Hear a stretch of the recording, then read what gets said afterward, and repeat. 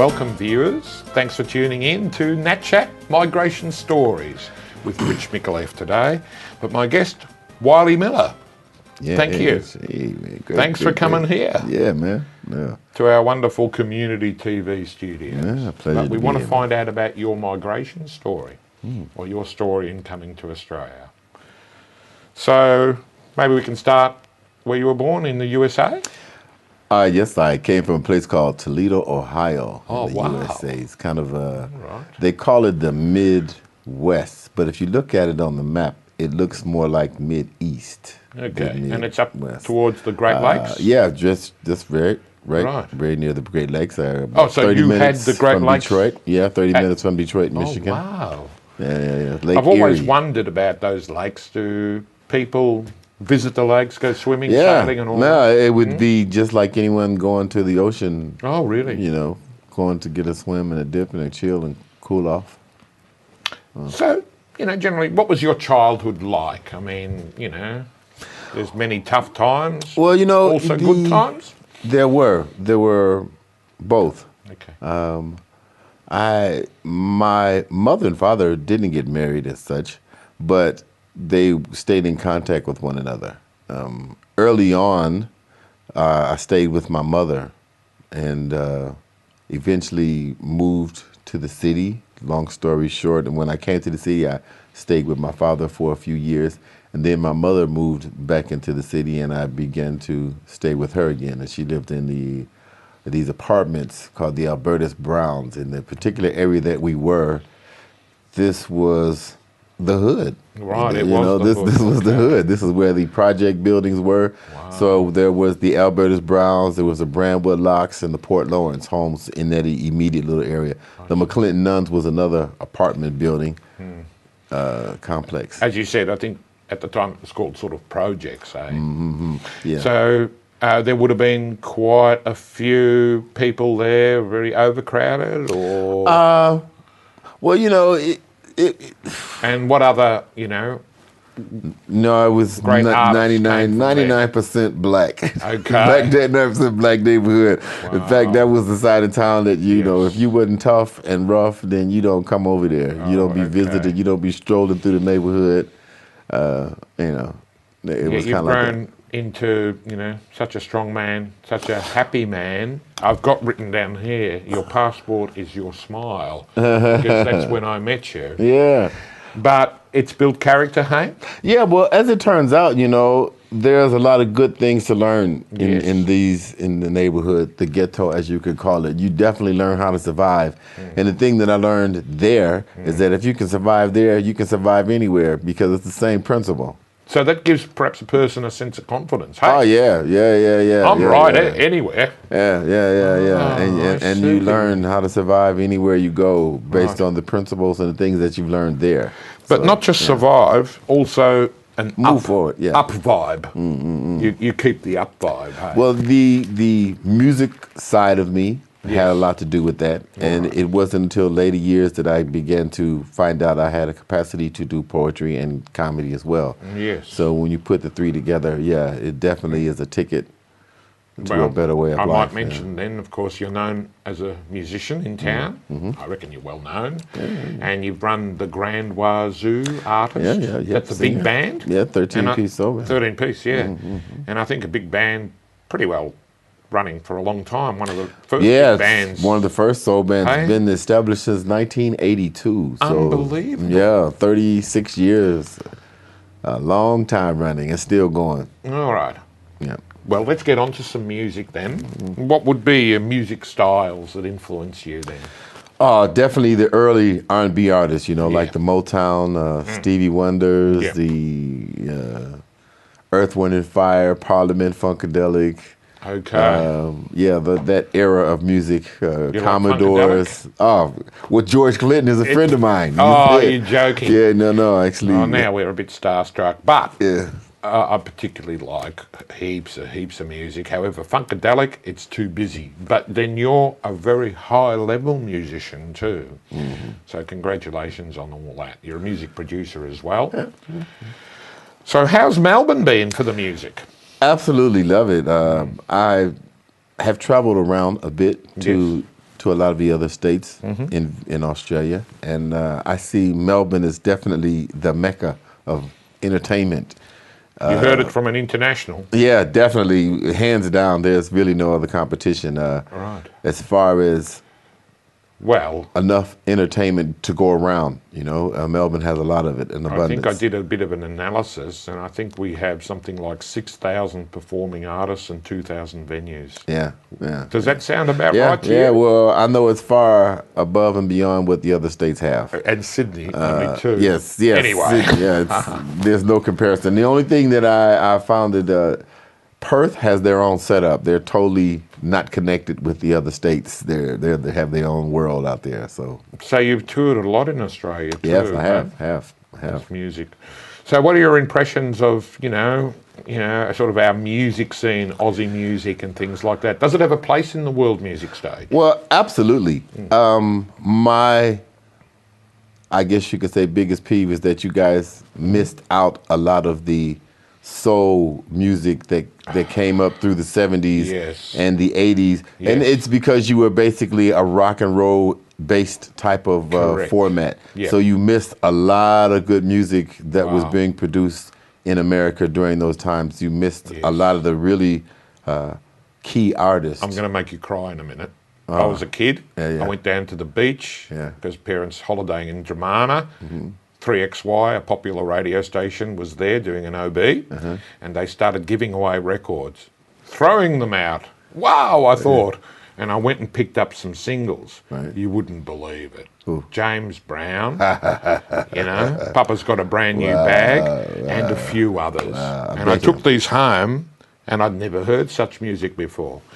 But that shows you that the radio station had been receiving the records, but they gave them away as free. Yeah, man. I guess it was a rock and roll. Yeah. James Brown was a bit of a legend. I was actually surprised because when James Brown, the last few times that he came, I actually was in the right position to meet him. Wow. And hang out with him. And I was really surprised after he passed that. And I had the pictures. There were so many people that didn't actually know who James Brown was. Unbelievable. I couldn't believe the James Wylie, Brown. we'll have to have a little break, and we'll find out more about Wylie Miller and James Brown and the rest later.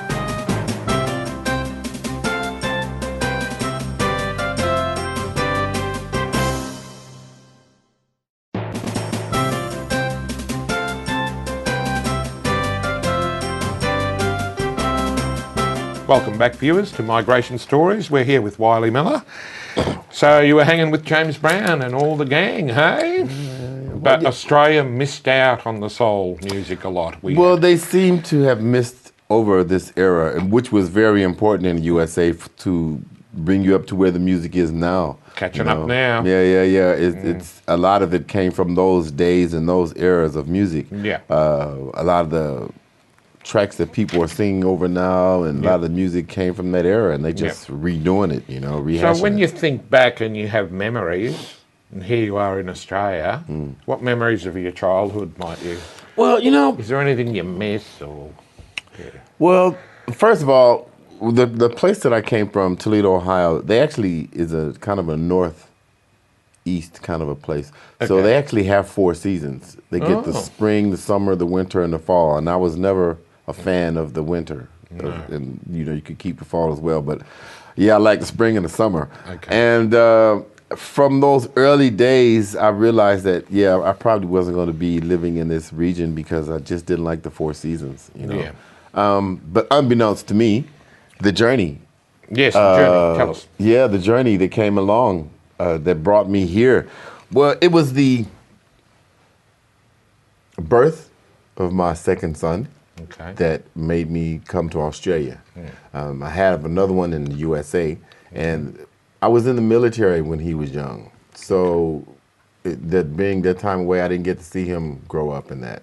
Yeah. So by the time this one came along, I had already done a bit of traveling, and that was out of the system, and so as it were. So then, as it turned out, I decided, it's going to be a better thing to come to Australia. Okay. So I agreed to come to Australia, and then when I got here, it seemed to be another connection because I then met some indigenous people Yes. up in the Northern Territory, up in Dumaji. Yes. In fact, I met a guy named Alec Dumaji, who went on to become my Makandu, my skin brother, because Okay. I was fortunate enough to meet the elders and attend ceremony. And yeah, so as I sit there around the campfire, talking to the bush elders, Yes. realizing that They gave this you a is skin special. name and adopted yeah, you skin into name the- and all this, adopted me You into went the clan. to a bush ceremony yourself? Several of them. Congratulations. Yeah, I have been fortunate enough to go up and spend like 8 weeks in the bush with the elders and learn about the culture. Yeah. And it was funny to me because I was wondering, how did this happen? When did this come in? And I remembered back to my early days, like in the 6th grade, back in the time when Michael Jackson and Prince pretty much became household names, Yes. And I was thinking, how come I didn't get that? How come, because I was a musician at that time, and I Yes. was like, yeah, I did it, Well, I did it. And instead, I was in school, and it was like something spiritual happened. Because when I said this, as it turned out that next day I went to school and we were making boomerangs. And I'm like, Wow. where do boomerangs come from? And it's like Australia. And I'm like, but where is that? Us, and I'm thinking, how are we in the hood making boomerangs? That don't even make sense, Wow. But it opened your mind. it opened so my mind. Worked. It opened my mind that there was other potentials Yeah. and other things that were going to come Wow. later on in life. Yes. And that was So that was a curiosity yeah, spark that was there. a moment that made me go, No, but I remember bumping into you at a gig and enjoying your show or something and coming up and talking. And I had been working in Alice Springs. Yep. And I said, gee, you want to go and check out the top end or the Northern Territory? And then I didn't see you for a while. And then like a year later, I saw you and you'd actually gone and you did all that, which is pretty phenomenal because I meet a lot of musicians. Everyone wants to go to the Territory to find out. You're one of the only ones who did. And you stayed there for a while, hey? Well, I commuted back and forth because, but then... And you started teaching the kids. Well, and that's what everything. happened. I then went up and I met a guy named Jim and Lorraine. Okay. And they had a place called Cadillac Ranch. So near Rumangini or where? No, it was in Brisbane area. Oh, yes. Logan City. Yep. Yeah, I can't think of the actual name, but it was called Cadillac Ranch. Okay. And I met them, and Alec Dumaji, who Yeah. was my skin brother then, he was working at the radio station, local radio station there. Gotcha. And I went into the station and I met them. And it was a strange conversation that we had, but as it turned out, they were telling me about some of the things they were doing with the community to inspire youth in that. So they asked me if I'd like to come along. Wow. And so I did go along. And, they just asked me to say something to the kids. Right. And I just spoke off the top of my, head and from my heart. And at the end of the show, they came backstage and the parents were crying and the kids Really were crying and saying, crying. thank you for saying this.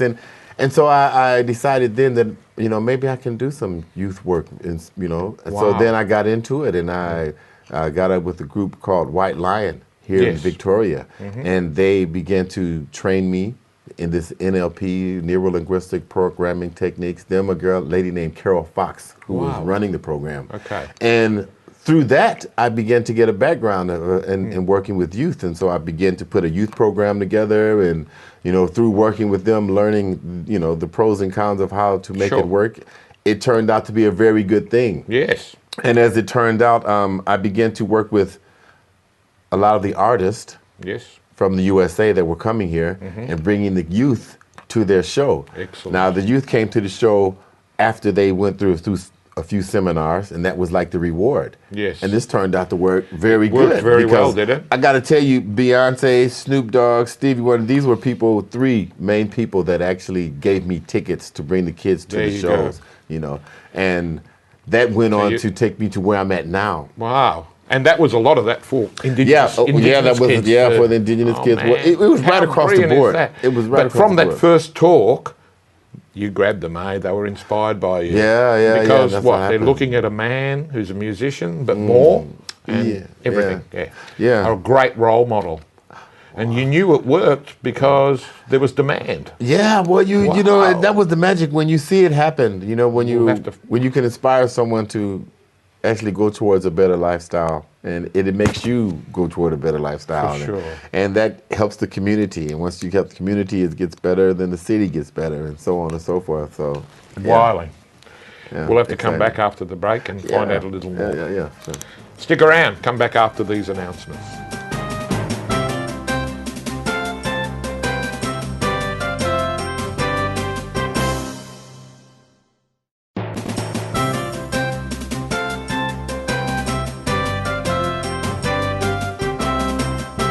Welcome back. We're with Wylie Miller. So, Wylie, so the kids were very motivated to do music workshops with you and that, hey? yeah, well, it goes right across the board. I mean, you can inspire kids with music, and it's just a matter of... I think you have to be really good musician, like you. Like I might just mention this, like pretty top, like, you know, triple A. Thank you, Rich. And you run the band and produce as well. But what happened with some of these groups recently? Well, recently, my skin brother, Alec Dumagy, Yes. is working with one of the mining companies. And this mining company opened up an opportunity that I would be able to take some kids over to the USA to attend my good friend, bass extraordinaire, Victor Wooten. Okay. Yeah. Wooten Woods. It's a musical camp. He's a 6-time Grammy winner. What USA. state is that in? Nashville, Tennessee. Oh, wow. Yeah, and he has a camp that, for the most part, it's about music, different facets of music. Wow. Because he is a 6-time Grammy winner on the bass guitar. Yes. It's primarily about the bass. There's a lot of bass influence in that. But the camp that we actually went to was out about songwriting. So there were people from across the state, actually from around the world, that attended this camp. It was probably about 60 altogether at the camp. And wow, every day was unbelievable. Really? Unbelievable. Just before every meal, they had a show, a performance. And man, just unbelievable. But in in the particular camp that I went, there was a comedian that came along by the name of Sinbad, and he's actually coming to Australia next year to perform in the International Comedy Festival. Okay. I hope, and my desire is to be in that show in some way, some fashion, because I've paid some dues as a comedian, and I would love to work with him. I told him about the things that I did with the kids. In fact, he got to meet the youth that I took over with me. And that camp over there. In to the camp. Nashville. The way that it worked out, it was supposed to be like maybe 6 to 8 kids. Right. But in the end, it was just me and one other kid. Well, it turned out better for us that it was that way, because there was a lot of costs that were incurred that we were not prepared for. Just on that, did some kids drop off on the way? No. What happened, there was a problem getting the passports and stuff ready in time, because the money, the finances came through kind of late towards the end, and we didn't have enough time to get all the paperwork and everything done. Isn't it always the case? Whereas perhaps a little bit of help from government would have just made a much better outcome. That's what's going to happen now, because as you say that, just the other day, I happened to be in the city. Yes. And I met Mayor Doyle. Okay. And I talked to him about the last time when I met with him. Excellent. And had the kids, and he's keen. So you're going to have a meeting. Yeah. Brilliant. Hopefully to because really, in a lot of ways, governments and that, they don't understand music development or even youth development very much. And there's a hell of a lot of activity. But at the end of the day, you just need these few dollars and then it multiplies it out. Hey? Yes, exactly. So it kind of was a missed opportunity, but it's not, because you can build on it. Yes, exactly. What a brilliant outcome. Yeah. So I'm looking forward to it. So anyway, how many musical acts do you do? And, comedic acts, what's the name of them if people want to see them? I am the lead vocalist and frontman for the Grand Wazoo. So that's happening all the time? Yeah, that's happening all the time. You got a residency going on next year? Oh, well, we're pretty much... You're just out and about? Yeah, pretty much out and about. And when you're a comedian, you're Wylie Miller, are you? Yeah. I could just show up anywhere. I have few characters. I have taken to the street.